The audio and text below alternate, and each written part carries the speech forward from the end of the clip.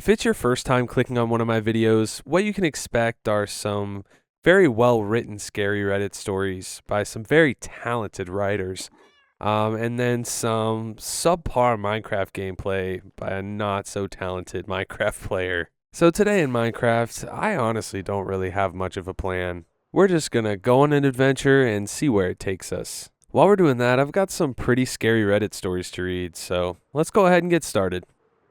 The first story today is from r/nosleep from user Satterdead. A knock on the storm cellar. My daughter Cleo turned 12 not too long ago. She's lived in this house her entire life, and now we're moving out. It's not anything dramatic, we're just moving into a bigger place. She's growing up and deserves a better space, and Molly and I are in a position where we can afford it. But as we're packing up our things and looking to the future, I want to acknowledge something that happened in this house when we first moved in. Cleo was closing in on her first birthday. Molly and I were working around the clock, juggling a child, 2 full-time jobs, and a remote part-time job on the weekends. It was rough, but that's to be expected. We had planned for this family, and we were ready to pay the price. Doesn't mean we weren't acknowledging the hardships. We just moved to this house on the northern edge of Tornado Alley. While it did get the occasional storm, the place itself was safe enough that the house had never needed any serious repairs. Not from the weather, at least. We got the place a little cheaper than expected. It was an 80s style brick and mortar kind of building with a solid concrete storm cellar. 1 floor, separate garage, solid outer walls, cheap interior. You can feel the heat from the kitchen while standing in the hallway, all the way through the paper-thin faux wooden wall panels.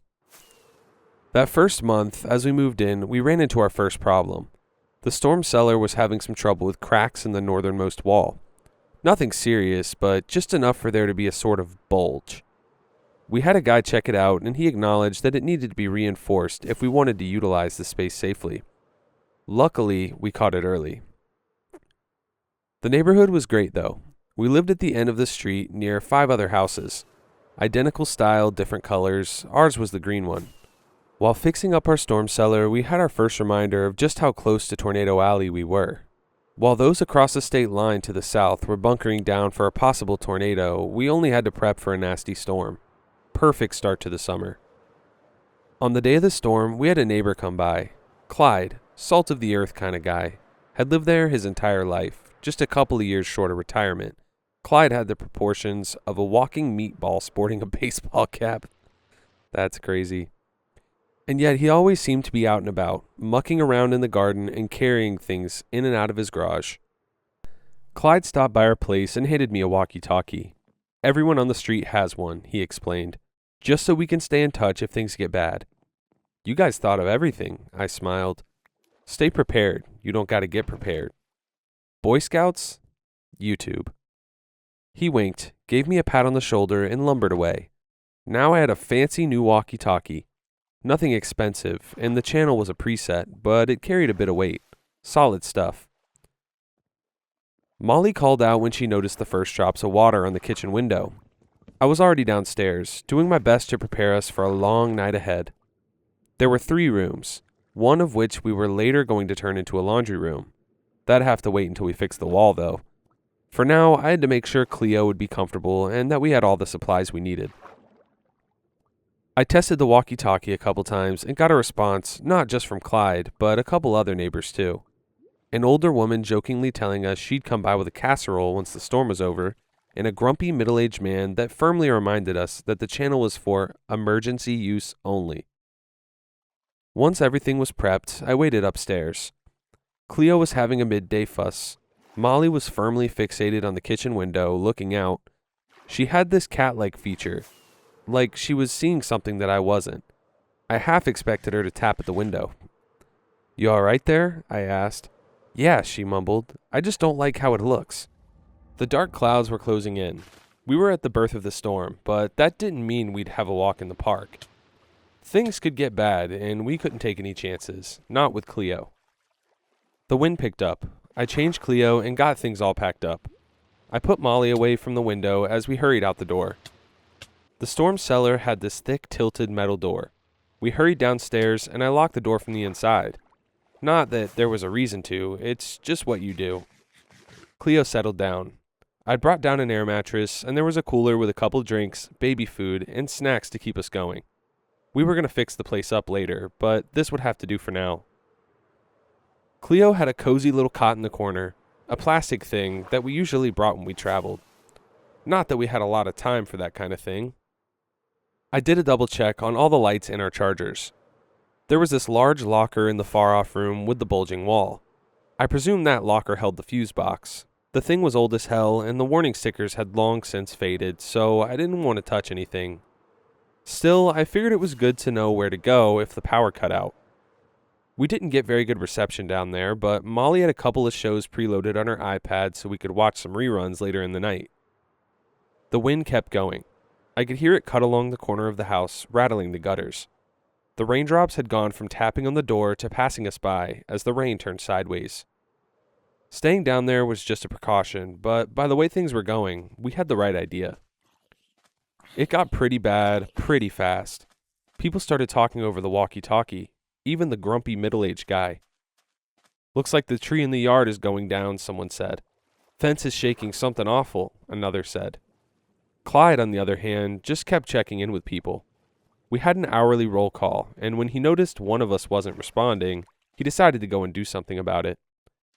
There was this old man living down the street that hadn't picked up, and Clyde was getting worried. "Old guy lives on his own, surrounded by floppy disks and TV dinners. I'll head over to check on him in a bit." A couple of people protested, but Clyde wasn't having it. Apparently he used to be an army medic. Molly was sitting in the other room, rocking Cleo back and forth. She had this song about a blue sunflower that her parents taught her, and it always puts Cleo to sleep. A couple of tunes from that lullaby was all it took. It was like a magic trick, or an off switch. I sat down next to them as the wind raged outside. Molly turned her attention to me. "Did they say anything?" she whispered. "About what?" "About what's going on up there." "It's pretty rough," I admitted. "Clyde's heading to check on someone." "Did something happen?" "Not sure, maybe. They're not responding."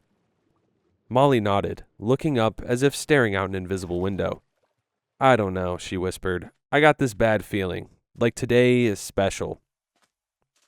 As if responding, the electronics locker in the other room made an uncomfortable noise, a stark reminder that this was just the beginning.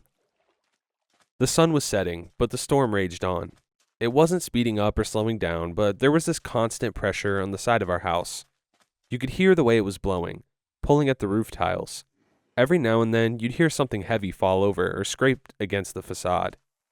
Molly was taking a well-deserved nap with Cleo while I was sitting in the other room waiting by the walkie-talkie. I wasn't exactly expecting anything, but someone had to stay prepared if something happened. So far, we were doing pretty good. There were a couple of alarming sounds coming from the locker, but I chalked that up as protest of an old house, or cheap wiring. As long as the lights stayed on, I wasn't touching it. Breaker boxes and I don't get along. The others were chatting a little back and forth, checking in on each other and waiting for Clyde to return. When he finally did, I could tell something was wrong. He was winded. "Someone broke in," he wheezed. "Front door's busted. The whole place has been turned upside down." "Holy shit, you sure?" The middle-aged grumpy guy quickly changed his tone. "Not so grumpy anymore, huh? There's blood on the floor, but there's no one there. I don't know what's going on. I called the police, but they can't do anything until the storm passes." The old woman chimed in. "Everyone, make sure your doors and windows are locked tight." As we reassured one another, I could hear one voice disappear into the background. I wasn't sure about who they were, but I could tell I'd heard them a couple of times prior. They were a neighbor, but I couldn't pinpoint their house. "Someone's knocking," they said, trying to speak over the buzz of voices. "Someone's knocking on my door."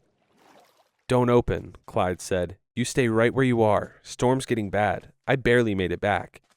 Ain't no way no sane person is running around there at this hour." "You sure it's someone knocking?" the older woman asked. "It's not just a branch?" "I'm sure," the man repeated. "They did the tap tap tap thing." "Just making sure you heard me," Clyde repeated. "You don't open that door. I hear you." A storm can easily play tricks on you. If you listen long enough, you can start hearing things. It's like watching static on the TV. After a while, you start imagining one side gaining strength, or conscious movement. The same goes for a storm. It can almost seem alive. Cleo woke up for a little while. I made sure she was fed and cared for, giving Molly some well-earned rest. Baby in hand, I wandered back and forth listening. There were these little creaks and cracks everywhere. The bulge in the wall, the metal door, the roof tiles. Anything could be a knock, or hide a careful step. What had happened to the old man down the street? Had Clyde really walked in on the aftermath of a murder? Cleo wasn't happy about being carried, so I turned to get her back to her mother. As I walked past the stairs leading up to the cellar door, I stopped. Looking up, I perked my ears. Was that a knock? Strange things were being talked about on the walkie-talkie. Someone else had heard a knock. The old woman wasn't sure. She might have heard one too. And most recently, one of them stopped responding entirely. They tried to discuss the disappearance rationally, but Clyde wasn't having it. There ain't nothing wrong with my walkies, he stated. If someone ain't responding, someone's wrong. He's been here all day. I can't see why he'd go away now. Didn't he say he heard a knock too? The old woman added. That don't mean anything, the middle-aged man sighed. Be prepared. I'm calling the police again, Clyde said. Soon as the weather clears, I want cars lining the street. I don't know what to think. It could be nothing. There could be 100 reasons why you stop responding. The button could be broken, or the battery ran out. Maybe he fell asleep, or left it in the other room. But then again, why would he? It was a tense situation, and we all knew it. No one was taking this lightly. As I checked in on Molly, I noticed her mumbling in her sleep. Nothing big, but it was unusual for her. She was a very heavy sleeper. As I backed away to give her some space, I noticed the pattern of what she was saying. She wasn't just mumbling nonsense. She was talking. Come in, she mumbled. Come in. As the hours passed, there were less voices on the walkie-talkie. A couple might have fallen asleep, but I got the feeling that there was something more to it. Clyde was having the same idea, but couldn't bring himself to go back out. It's one thing to be out in the storm, but another thing entirely to be out in the dark. I'm telling you, there's something out there, Clyde said. There were tears in the wallpaper. The kitchen door was pulled straight off the hinges. Someone went berserk in there. I'd been quiet for some time. I didn't want to wake Cleo, but she was out cold. You sure it wasn't the storm? I asked. Yeah, Clyde responded. A storm don't break down the front door and leave the living room, you know. I was about to respond when I heard something. I turned my head and took my thumb off the receiver. That was definitely a knock on the cellar door. I sat there listening. After a couple of seconds, the knock came back. Twice this time. Harder. Then I noticed something in the other room. Molly was getting up. She held Cleo tight and walked towards the stairs. She must have heard the knocking. There was no way she'd miss it. Honey, what are you doing? I asked. It took me a moment to realize she had her eyes closed. She was heading for the door, still mumbling to herself. Come in. I put my hand on her shoulder and saw the white in her eyes light up. She turned my way, blinking away the sleep. What are you doing? I asked again. What? She looked around, just as confused as I was. Once she realized she was on her feet, she turned back towards the mattress without a word. Were you going upstairs? I asked. It felt like the right thing to do. What are you talking about? I'm sorry, she sighed. I'm tired. Don't listen to me.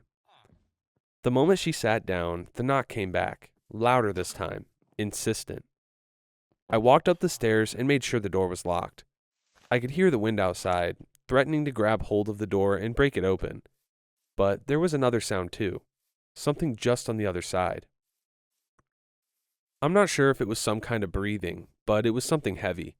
Something that didn't have the same rhythm as the storm.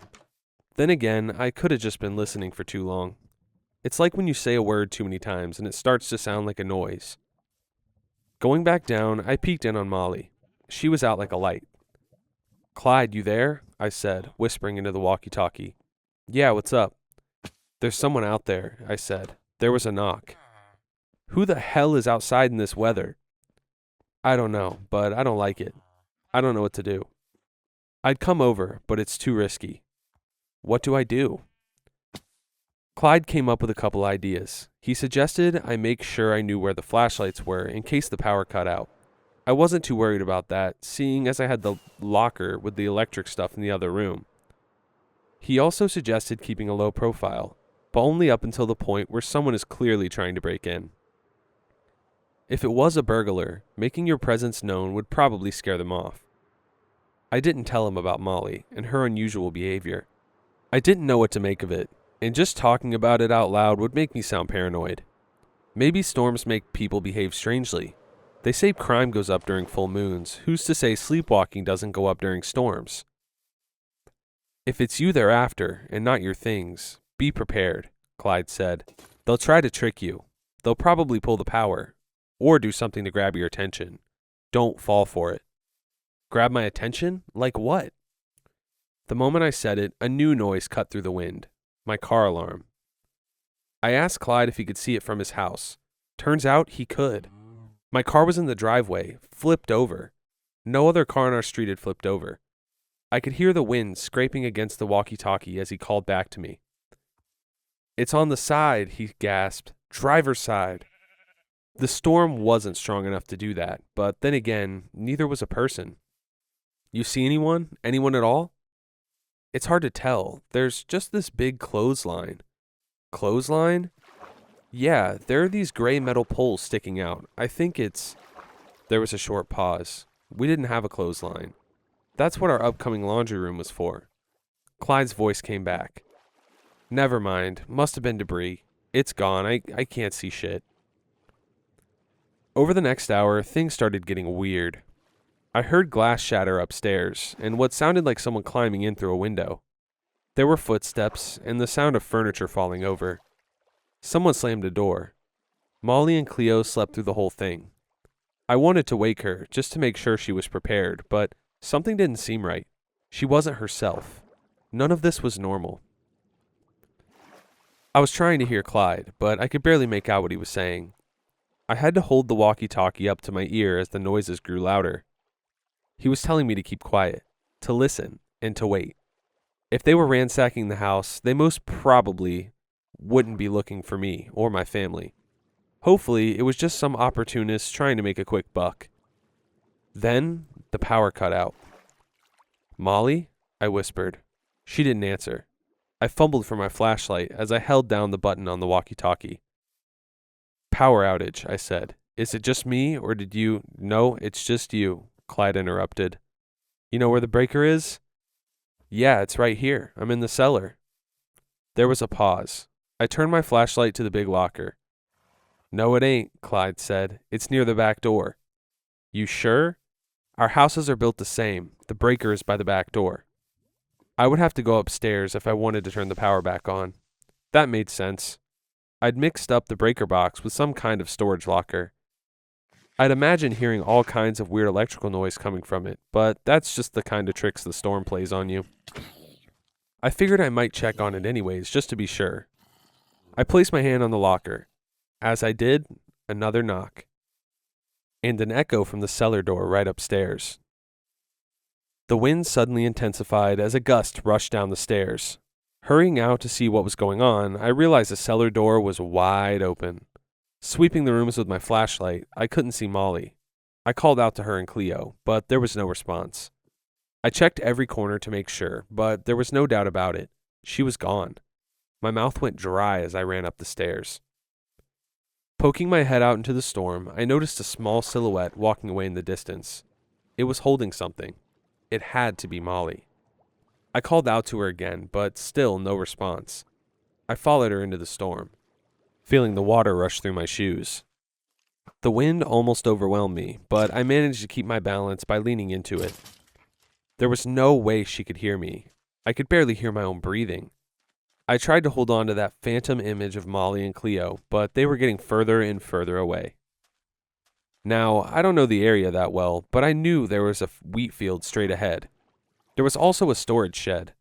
I couldn't imagine what compelled her to head that way, but it was the only structure out there. In the moments where I lost sight of her, I headed for the shed. That would get me a glimpse of her again and again, making me think that's where she's headed. My feet were going numb from the cold, and my teeth kept chattering. I didn't know if it was just the cold or the stress. I couldn't think straight. There was no world where my Molly would take our daughter into a raging storm. The walkie-talkie crackled and complained. I crossed a knee-high fence swaying in the wind, raindrops peltering the left side of my face, as I saw the shed further down the trail. And right next to it, Molly. I hurried up to the shed, dashing through the wheat, letting it soak straight through me. I got to the door, slammed it open, and hurried inside. Molly was right there, curled up on the floor right next to boxes of farming equipment and old iron tools. She was sleeping soundly, and Cleo was too. They were both soaked right through, but neither seemed bothered.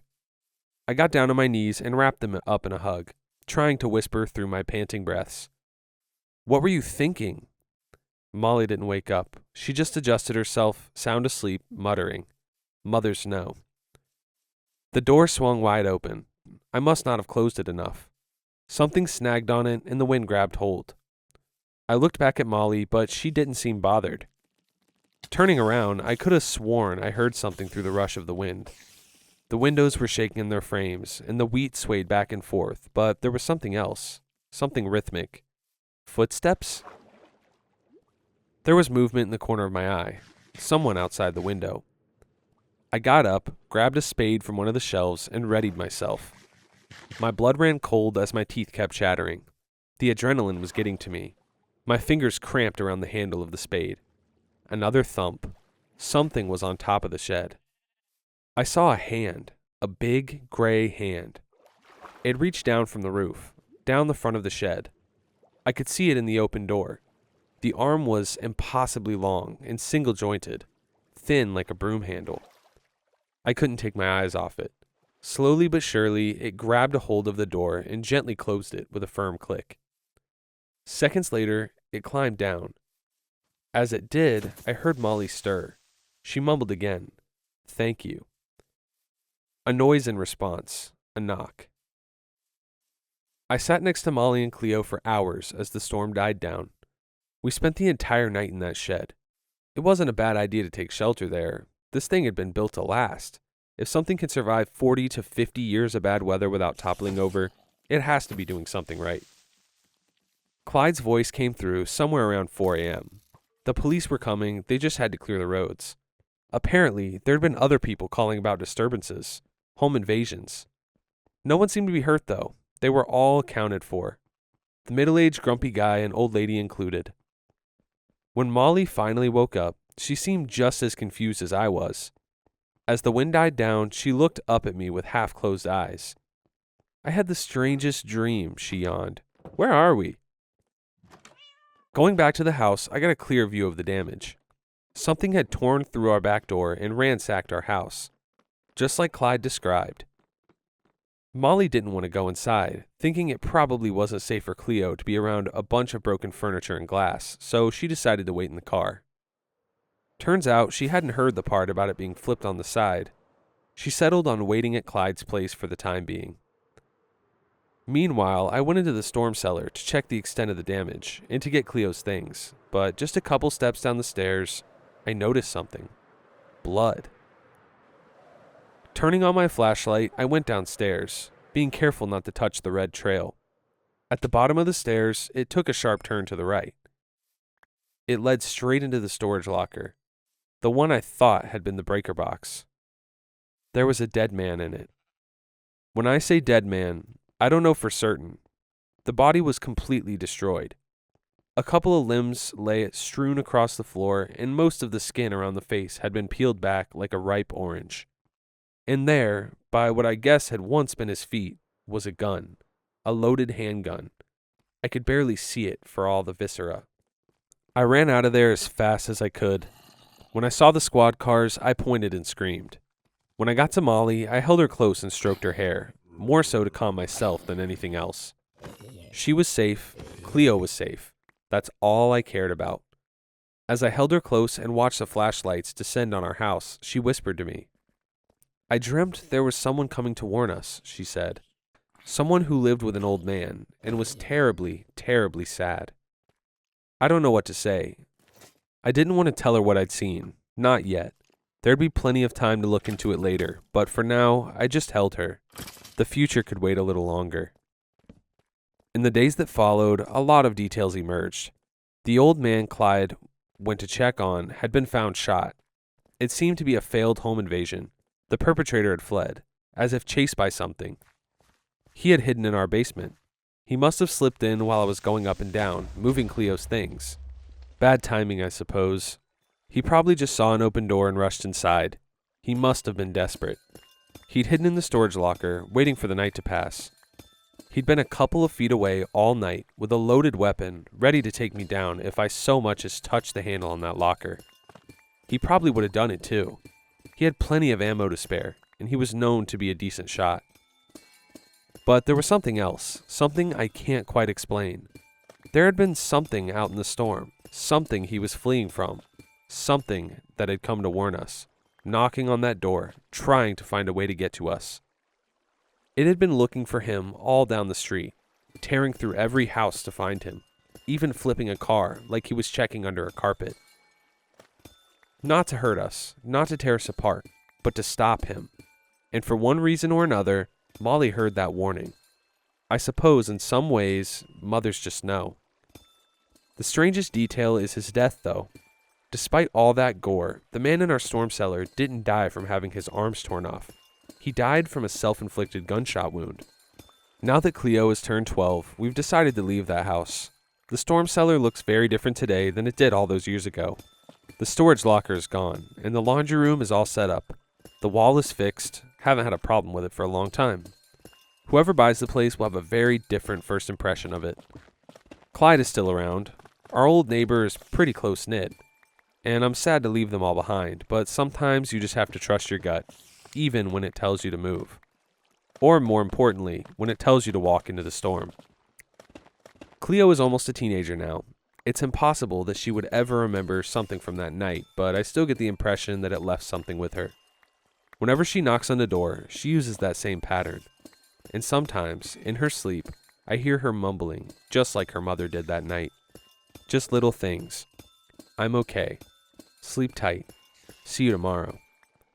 Looking back, there are so many things that scare me about that night. The thought of losing my family. An armed man waiting for an opportunity. A long gray arm opening a door. And what it did to a man it despised. Oh my gosh. That was an emotional roller coaster, I swear. I feel like I need to know more about this creature. Like long, gray, skinny arms, and wanted to protect people. That is not where I thought this story was going to go. If you guys can predict stories like this, I'm highly impressed. You beat me. The next story today is also from r/NoSleep from user Gamal Frank. I work in law enforcement. A murdered family just knocked my loaded gun out of my hands to save my life. Okay, a murdered family did that? I'm a police officer, and I've been on the force for less than a year. When you're the youngest guy in the precinct, you get the worst assignments. You don't get to do the exciting things you see on TV. You don't chase fleeing suspects through alleys or solve complicated mysteries. You do the tedious, mind-numbing work that the older guys refuse to do. You direct traffic around minor fender benders in the pouring rain, sit in the hospital waiting room with intoxicated individuals who need medical clearance before going to a holding cell, and sometimes you get guard duty. Guard duty is exactly what it sounds like. You sit in your cruiser and watch a building. Last week, I was assigned to sit outside a residential house in a quiet, affluent neighborhood. A multiple homicide had occurred there earlier that same day. The details of the crime were brutal. Even by the standards of the veteran detectives. An entire family had been killed inside their home by an unknown intruder. A mother, a father, and 2 young children. The violence was extreme. And the sheer amount of blood left inside the house was something the crime scene technicians had complained about loudly in the break room before my shift started. The bodies had been removed in the late afternoon. The forensic team had spent hours collecting evidence, taking photographs, and dusting for fingerprints. By 10 o'clock at night, they were finished for the day. They sealed the front and back doors with bright yellow crime scene tape, locked the deadbolts, and went home to sleep. My job was to park my cruiser on the street directly in front of the house and make sure no one crossed that yellow tape until the detectives returned at 8 in the morning. I was instructed to stay in my car, keep the engine running for heat, and simply watch the property. It was supposed to be the easiest, most boring 8 hours of my life. The neighborhood was entirely silent. The houses were large, spaced far apart, and separated by tall hedges and old trees. The street lights were dim, casting long, moving shadows across the lawns whenever the wind blew. I parked my cruiser across the street from the crime scene, turned off my headlights, and settled into the driver's seat. I had a large thermos of coffee, a radio crackling quietly with occasional dispatch chatter, and a completely unobstructed view of the dark, sealed house. The first few hours passed exactly as expected. I drank my coffee. I listened to the wind rustling the dead leaves on the pavement. I watched the dark windows of the house. Nothing moved. The entire structure felt heavy and dead, like a rotting tooth sitting in the middle of a perfect smile of a neighborhood. Knowing what had happened inside those walls just hours prior made the stillness feel oppressive.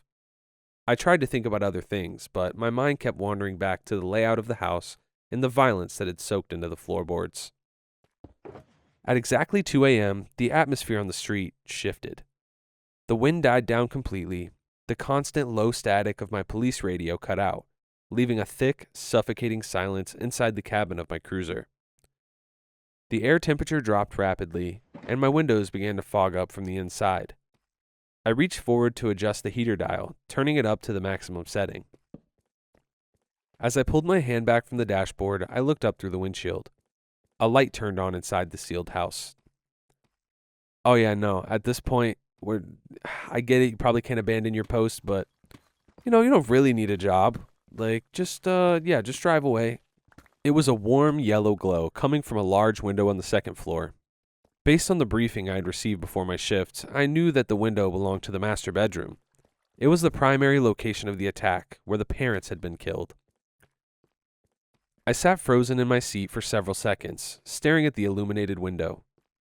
The yellow crime scene tape stretched across the front door was completely undisturbed. I checked my rearview mirrors, scanning the dark street for any strange vehicles. There was nothing.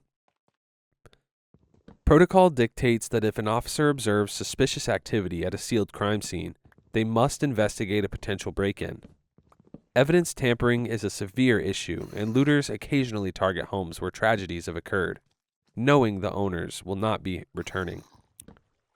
I picked up my radio microphone and pressed the transmit button, intending to notify dispatch that I had a potential trespasser and was moving to investigate.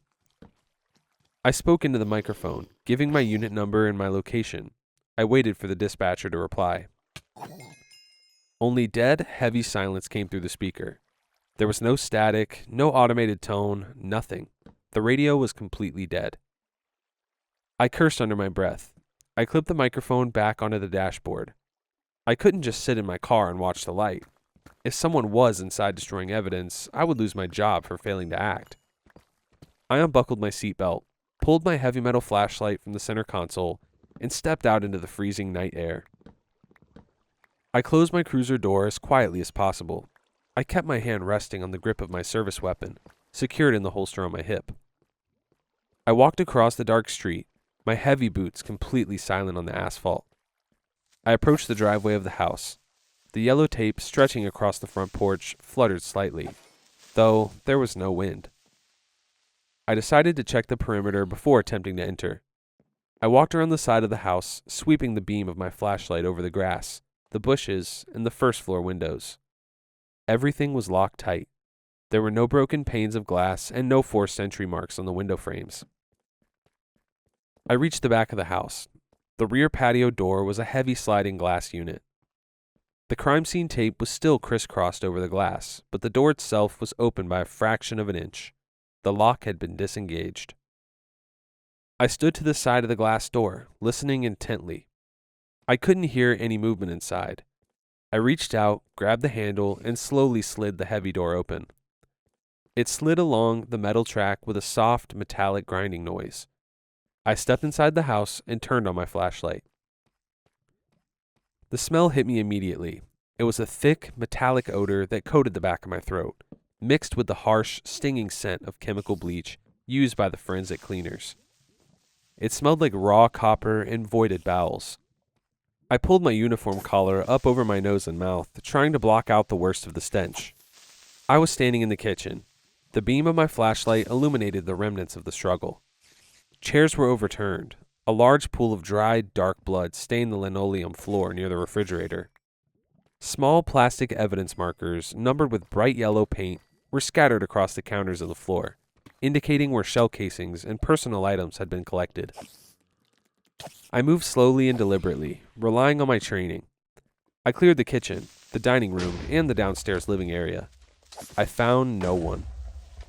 The house was completely empty on the first floor.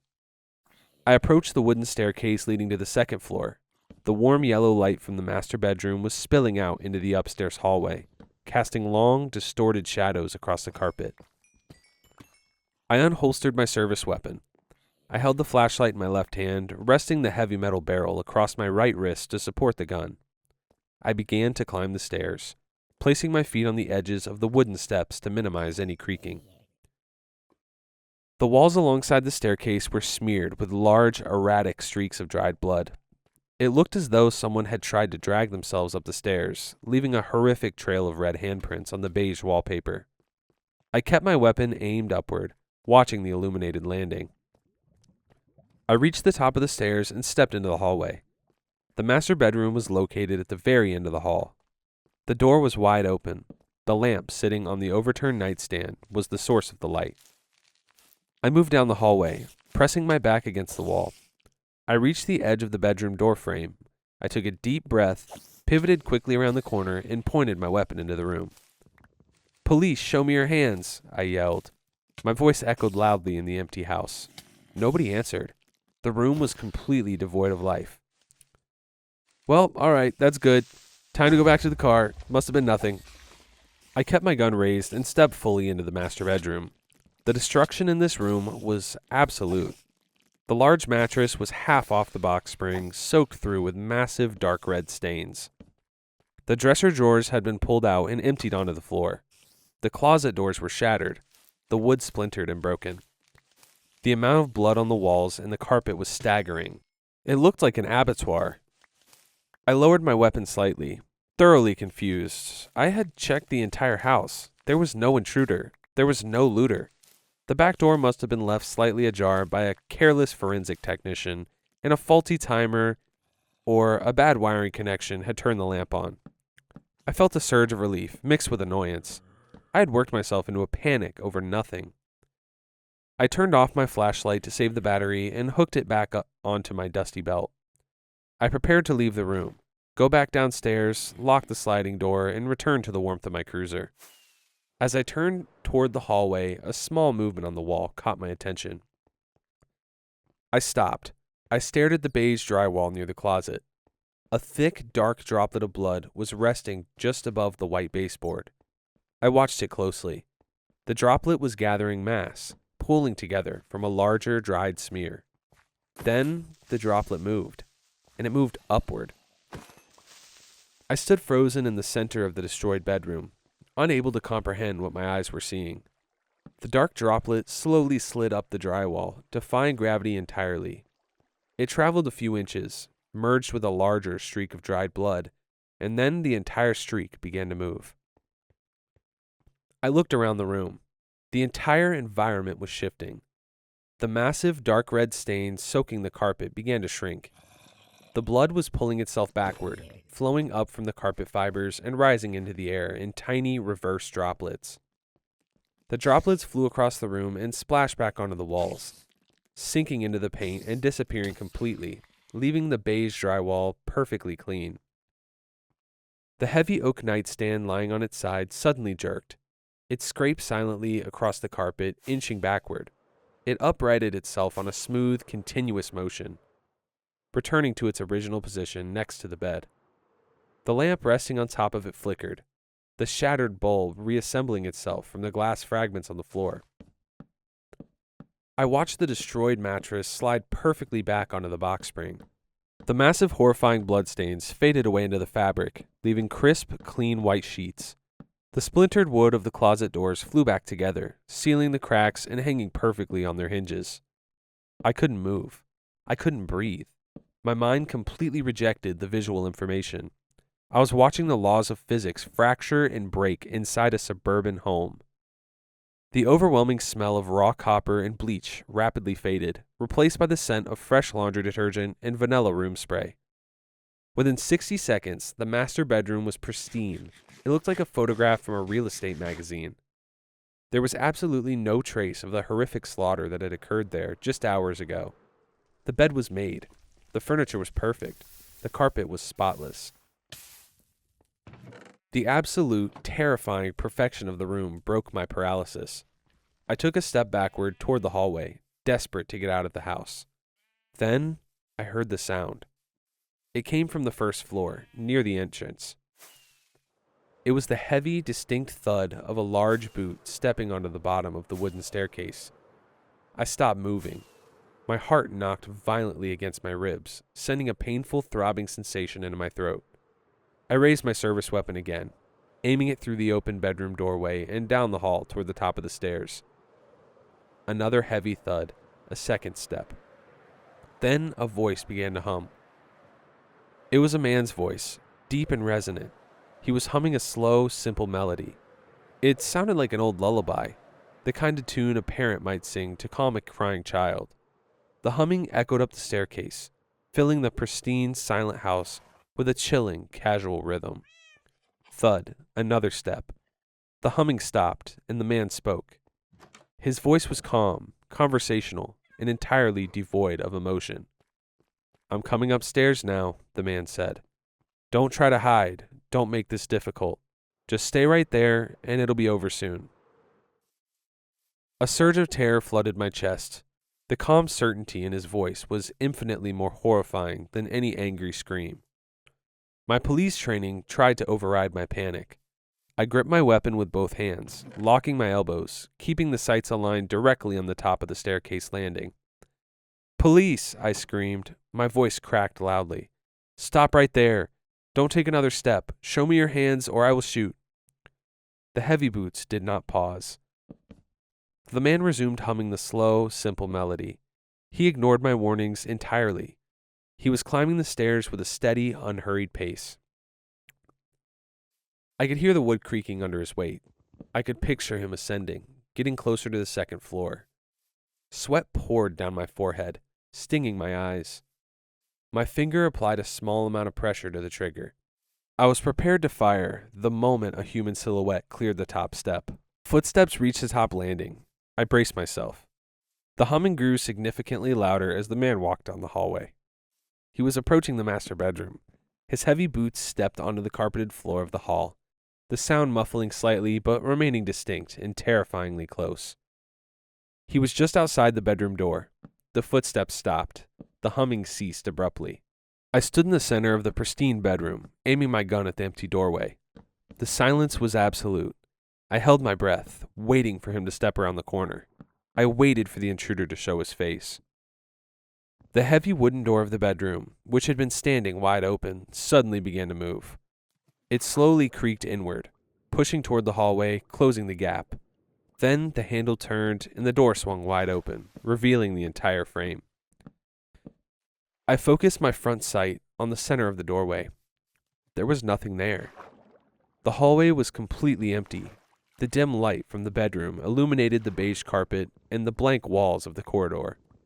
There was no man in heavy boots. There was no intruder. I stared at the empty space, my arms trembling violently under the weight of the gun. The intense, coiled anticipation in my muscles suddenly unraveled. I let out a massive, shuddering breath. I lowered my weapon by an inch, completely overwhelmed by the lack of a physical threat. I thought the house was playing tricks on my mind. I thought the stress of the job had finally caused a severe auditory hallucination. I relaxed my grip on the firearm. A massive, freezing force slammed brutally into both of my hands. It felt like someone had swung a heavy baseball bat directly into my knuckles. The impact was entirely invisible, but the physical pain was blinding. My fingers instantly went numb, losing all motor control. My service weapon was knocked cleanly out of my grip. The heavy metal gun clattered loudly against the pristine floor and slid rapidly under the bed, completely out of reach. I stumbled backward, crying out in pain, clutching my throbbing wrist against my chest. I looked frantically around the empty room, searching for whatever had hit me. I looked into the far corner of the bedroom near the closed window. The air in the corner was warping and distorting, like heat rising off hot asphalt. A shape was forming in the distortion. It was not a man. It was a massive, tangled lump of pale, bruised flesh. As the shape solidified, my mind completely broke. I was looking at a fused, grotesque mass of human bodies, 4 distinct torsos, a tangle of broken arms and legs, all crushed and melted together into a single, agonizing pile of meat. Rising from the top of the mass were 4 heads, fused together at the cheeks and skulls. Their faces were stretched and warped, their eyes wide and completely white, lacking pupils or irises. Their mouths were opened impossibly wide, their jaws unhinged. They were staring directly at me, and they were screaming. The scream produced no sound in the air. Instead, the noise exploded directly inside the center of my skull. It was deafening, agonizing pressure, a chorus of 4 voices shouting in pure, unadulterated horror. "Run!" the voices pound against my brain. "Get out! He's here! Run or you'll be killed! Run!" The pressure in my head intensified, pushing me backward toward the door. I didn't hesitate for another second. I abandoned my training. I abandoned my weapon. I turned and sprinted. I dove through the open bedroom doorway, throwing myself into the hallway. I didn't look back. I ran down the corridor and threw myself down the wooden staircase, skipping multiple steps at a time. I crashed onto the first floor landing, my heavy boots sliding on the linoleum of the kitchen. I grabbed the handle of the sliding glass door and yanked it open with brutal force. I scrambled out onto the back patio, vaulted over the wooden railing, and sprinted through the dark grass of the backyard. I ran around the side of the house, my lungs burning, the freezing night air tearing at my throat. I reached the front yard and crashed completely through the yellow crime scene tape, snapping it in half. I didn't stop until I reached my cruiser. I grabbed the door handle, threw myself into the driver's seat, and slammed the door shut, locking all 4 doors instantly. I sat in the dark cabin of the police car, hyperventilating, gripping the steering wheel until my knuckles turned white. I stared at the house. The warm yellow light in the master bedroom window had turned off. The house was completely dark and silent once again. I didn't use my radio. I didn't call for backup. I knew perfectly well that if I told dispatch a ghost had knocked my gun under the bed and told me to run, I would be subjected to a mandatory psychological evaluation and permanently removed from duty. I sat in the cruiser, shivering violently, waiting for the night to end. I waited for 4 agonizing hours. I watched the sky slowly turn from pitch black to a pale, bruised purple, and finally to a cold, bright morning blue. The sun rose over the neighborhood, casting long morning shadows across the lawns. At 7 o'clock, I knew the detectives and the crime scene cleaners would be arriving soon. I could not let them find my service weapon under the bed. An officer losing their gun at a secured scene is a career-ending offense. I forced myself to open the cruiser door. My hands were still shaking. I walked back across the street, stepped over the broken yellow tape, and walked around to the back patio. The sliding glass door was still open exactly as I had left it. I stepped inside the kitchen. The smell of raw copper, voided bowels, and chemical bleach instantly assaulted my senses. I walked slowly up the stairs, dreading what I would find. I reached the top landing and looked down the hallway. The master bedroom door was open. I stepped inside. The room was a destroyed slaughterhouse. The magic trick was over. The mattress was half off the box spring, soaked in massive, dark red bloodstains. The dresser drawers were emptied onto the floor. The closet doors were splintered and broken. The beige drywall was covered in horrific smears of blood. I looked under the bed. My heavy metal service weapon was resting on the blood-soaked carpet, exactly where it had slid after being knocked from my hands. I knelt down, picked up the gun, wiped the dust off the barrel on my uniform pants, and securely holstered it. I walked out of the house, closed the sliding glass door, and walked back to the street just as the cars of the detective unit pulled up to the curb. I nodded to the detectives, signed the custody log, handing the scene over to them, and drove my cruiser back to the precinct to end my shift. I didn't tell my supervisor what happened. I went to the locker room, took off my uniform, and sat on the wooden bench, staring blankly at the metal door of my locker. I felt sick, hollow, and deeply terrified by the reality I now had to accept. An older officer walked in the locker room. He was a vet, a man who had been patrolling the city streets for nearly 30 years. He had deep lines around his eyes and a calm, quiet demeanor. He walked over to his locker, 2 rows down from mine, and began taking off his duty belt. He stopped and looked over at me. He watched me sitting pale and trembling on the bench. "Rough night on guard duty?" he asked quietly. "It was fine." I lied quickly, forcing my voice to sound steady. "Just cold, boring." The older officer sighed. He closed his locker door and walked over to my bench. He sat down next to me. He didn't look at me. He just stared straight ahead at the rows of lockers. "You don't have to lie to me," he said. His voice was heavy and tired. "I saw the assignment sheet. I know which house you were sitting outside last night." I swallowed hard, looking down at my boots, and I didn't say anything. "Let me ask you a question," the old officer continued, keeping his voice low. "Did the house put itself back together?" My head snapped up. I stared at him, my eyes wide with shock. A cold chill ran down my spine, though I refused to let cliché words form in my head. He knew. He knew exactly what had happened. I nodded slowly. "Yes," I whispered. The blood went back into the walls. The furniture moved, and then someone walked up the stairs. The veteran cop nodded slowly, resting his elbows on his knees. "It's your first time," he said gently. "You'll get used to it eventually. Or you'll quit. Most guys quit after their first exposure." "What was it?" I asked, desperation creeping into my voice. "What was in that house?" He leaned back against the lockers. "When terrible things happen in confined space, extreme violence, profound terror, the environment absorbs it. The location becomes thin. It becomes a scar on the world." He looked over at me, his eyes dead serious. "There are things out there," he explained. "Evil things, parasitic things.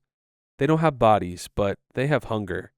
When a place becomes thin from violence, those things use the residual trauma. They reset the stage, replay the events leading up to the slaughter, creating a perfect loop. They use the echo of the crime to lure new people inside so they can feed on fresh terror." I thought about the calm, casual voice humming the melody, the confidence of the footsteps. "You were lucky," the older officer said, standing up from the bench. "Very lucky. Usually, the people who get lured into the loop do not walk out." He picked up his duffel bag and threw it over his shoulder. "Do not talk about this to the brass," he warned me. "They'll put you on desk duty and mandate therapy. Just keep your head down and do your job." He walked toward the exit of the locker room. Before pushing the door open, he stopped and looked back at me one last time. "Be more careful in the future, kid," he spoke. "Now that you have seen the other side of the curtain, the things on the other side can see you too. They know you can perceive them, and they love an audience." He walked out, leaving me alone in the silent locker room. I'm writing this down now because I need to get it out of my head. I'm still a police officer, I still patrol the streets at night, but I don't look at the dark windows of houses anymore. And if I'm ever assigned guard duty at a murder scene again, I'm not getting out of my cruiser, no matter what happens, no matter what I see. Yeah, at this point, I'm pretty sure I'd just retire from being a police officer, because I'm good. I'm good on all that. Anyways, that's all the scary Reddit stories and Minecraft I have for you today. If you like today's video, drop a like and subscribe. I upload every single day. And also join the Discord. It's going to be one of the top links in the description. We have a good time in there. Thanks for watching. Peace.